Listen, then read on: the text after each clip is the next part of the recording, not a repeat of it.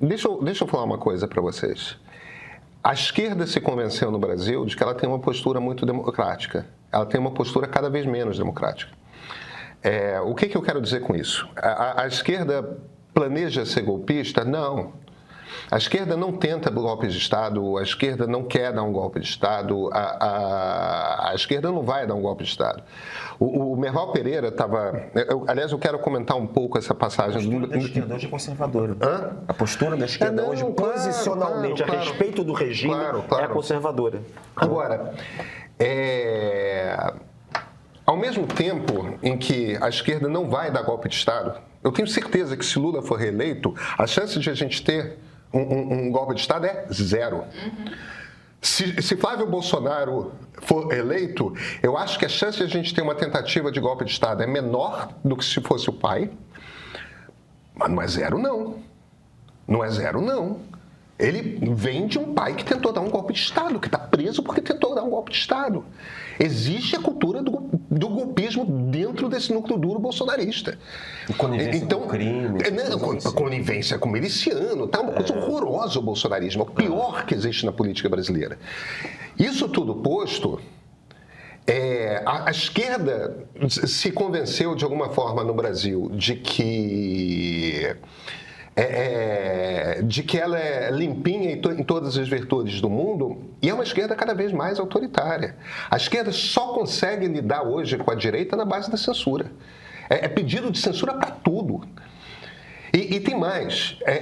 Essa é uma esquerda que hoje ataca jornalista que publica coisa contra gente de quem a esquerda gosta com a mesma virulência que o bolsonarismo. Essa é uma esquerda radicalizada. Muito radicalizada. É um pedaço muito da esquerda, radicalizada. assim como tem um pedaço da direita. O pedaço da esquerda que está radicalizado é menor. Eu não vejo Luísa, os ataques que a Malu recebe da esquerda não tem nenhuma diferença dos ataques que ela recebe da direita. Que ela recebeu da direita. Tem vozes dentro da esquerda defendendo a Malu Gaspar. Tinham vozes dentro da direita defendendo jornalistas. Mas é por isso que a gente fica falando de extrema-direita ou de extrema radical, tudo bem, direita radical, tudo bem. esquerda radical. O ponto aqui que eu estou fazendo é o seguinte. A esquerda que domina as redes sociais hoje é uma esquerda ultra-radicalizada. Mas a direita também. Não, claro que a direita também. É uma questão da rede social, não é da esquerda que está dominando a rede. Mas olha aqui, qual o problema? Qual o problema que a gente tem aqui? 90% das pessoas se informam sobre política em rede social. Então, a esquerda que as pessoas conhecem é a esquerda que está dominando a rede social. A direita que as pessoas conhecem é a direita que está dominando a rede social. De alguma forma, as pessoas de esquerda têm a ilusão de que elas não são percebidas como extremamente radicais e não há ação radical por parte da esquerda. Há e muita. Entendeu? Há e muita. Pois é, uma das coisas mais interessantes para tentar descobrir é o seguinte, que se você fizer as pesquisas, a população é moderada. A maior parte da população é moderada. A questão é por que é que os radicais dão o tom? Por causa das redes sociais. O meu ponto é, a gente tem essa impressão de radicalização extrema quando a gente está na internet. Eu tenho uma teoria que eu andei desenvolvendo semana passada. Que é o seguinte, assim, a democracia, quando ela está em crise, ela não entra em crise porque as instituições necessariamente são ruins ou são mais e tal. Ela entra em crise porque o consenso democrático na sociedade foi para o beleléu. E o consenso democrático depende de quê? Depende de confiança. Acho que a palavra central é a palavra confiança. Confiança em quê? É você ver o sujeito que está do seu lado e você vê-lo como uma espécie de um igual. Né? Essa igualdade ela é relativa, ela é psicológica, pode ser igualdade de classe, pode ser igualdade da maneira de vestir, pode ser igualdade da aparência física, étnica, pode ser regional, local, você está entendendo o que eu quero dizer? Você tem uma coisa de proximidade. Essas proximidades, elas não são dadas necessariamente, elas são criadas. Tá? A sociedade brasileira ela foi formada de uma maneira muito complicada, muito violenta, de cima para baixo, como toda sociedade colonizada. Bom, toda sociedade ela é formada assim, na violência mesmo. Tá? E as sociedades que foram frutos de colônia também, mais ainda. Né? Mas você tinha que criar algum tipo de ordem, aí, de um tipo de identidade. E você criou, no século XX você criou. Você criou um modelo de sociedade, vamos pegar o Gilberto Freire, que você tem, olha, a sociedade é mestiça, o elemento branco português é o preponderante, e você tem, a sociedade é meio violenta, o Gilberto Freire diz isso, tá? É violenta, mas ela tem pontos de conexão e de confraternização. Sérgio Buarque diz a mesma coisa. Entendeu? Sérgio Buarque, ninguém sabe, mas ele era um freiriano, na origem. Na origem ele era um freiriano, depois ele fez um freirianismo de Não, progressista. eu só estou dizendo que a última leitura que ele faz daquela coisa lá do... dessa... Oh, meu Deus, eu esqueci a palavra que ele usa. Cordialidade? Da cordialidade brasileira. A última leitura que ele faz é a leitura que incorpora a violência, né? Eu posso chegar nisso, inclusive, assim, e dizer o seguinte, assim, mas como é que essa coisa funciona? Funciona porque a sociedade só é politizada no topo. Entendeu? A sociedade só é politizada no topo. A política é oligárquica, que os conflitos ficam ali em cima. E ali todo mundo é mais ou menos branco, todo mundo é mais ou menos sexual, que era o mundo do século XIX. E do começo do século XX. Quando você começa a ter massificação na década de 20, a década de 30, você não pode ficar dizendo que o povo é isso, que o povo é aquilo, que é uma porcaria. Até porque o mundo tá, os imperialismos estão lá, as Alemanhas e Estados Unidos, não sei mais o quê. Você tem que se proteger. Aí você é obrigado a criar um povo, entendeu? Não interessa se o povo é mestiço, se é preto, se é não sei o que, tem que criar essa merda aí.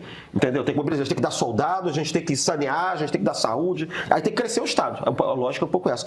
Então, ao mesmo tempo que você explica como é que você consegue ter uma visão positiva de país que o Gilberto Freire cria, ainda que dentro das hierarquias possíveis daquele tempo, e você tem um Oliveira Viana que vai dizer o Estado tem que ser forte, centralizador, tem que criar identidade nacional, tem que processar esse troço. Né? Aí você vai ter uma versão de esquerda um pouco para frente com o desenvolvimentismo, com o Celso Furtado. E aí esse tripé segura o país de 1922, 30 até a década de 1990. Entendeu? Aí você tem a democracia. Mas aí você tem que pensar o círculo da confiança para todo mundo. Não basta ter uma confiança no topo e aquilo ser mantido de maneira hierarquizada. A democracia, ela cria uma espécie de um pluralismo maior. E o que acontece? E você tem, democracia é gente que está fora cada vez entrando. Democracia é processo de politização de quem estava fora e despolitizado. Então você vai ter o quê? Você vai ter cada vez mais gente entrando, né? E aí você tem a formação de novas identidades. Porque a identidade nacional estava dentro desse esquema, que era o esquema de todo mundo é igual, democracia étnica, mas tem um pedaço que manda mais nos outros.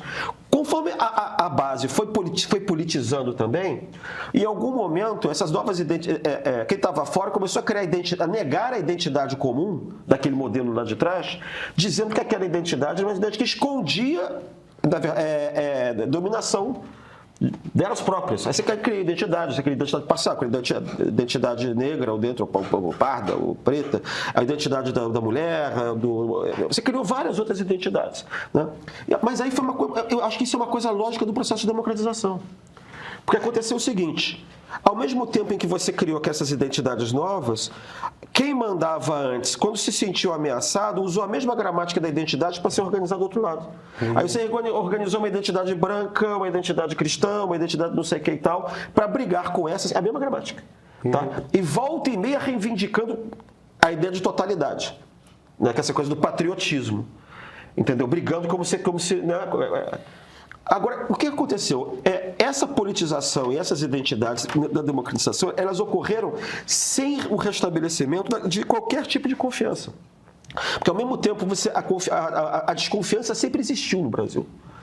A desconfiança sempre existiu por causa dessa formação originária, ela ficava circunscrita lá em cima, inclusive em termos de segurança pública. A segurança pública era braço desse pessoal que estava lá em cima. E em um dado momento o país urbanizou, a violência que tinha no campo veio para a cidade e você não conseguiu democratizar essa polícia. Entendeu? Você não conseguiu criar um sentimento de valores comuns democráticos por causa de escola pública. E isso tem a ver com essa conversa que a gente tem da Nova República. Como é que ela falhou em segurança pública e como é que ela falhou em criar um imaginário comum na ideia de um ensino público mais ou menos uniforme, entendeu? Então você tem esse lado da insegurança geral, tem outro elemento de insegurança também, que é o fato de que a tolerância que nós temos à insegurança hoje é muito maior do que a tolerância de quando a gente era criança. Né? Gente, a gente andava em ônibus escolar, não tinha nem cinto. Tá? Hoje o amor à vida, ele é muito maior, assim, digamos, o cuidado com esse tipo de coisa aumentou também brutalmente por fatores que não tem nada a ver com o que eu estou falando aqui, que são fatores gerais. Tá? E, por outro lado, você não tem uma ideia de confiança entre esses setores que se politizaram. Ou seja, você desoligarquizou a sociedade e não criou um outro modelo de confiança. Entendeu? E eu acho que e aí a gente tem que criar um outro sistema de reconstrução desse troço.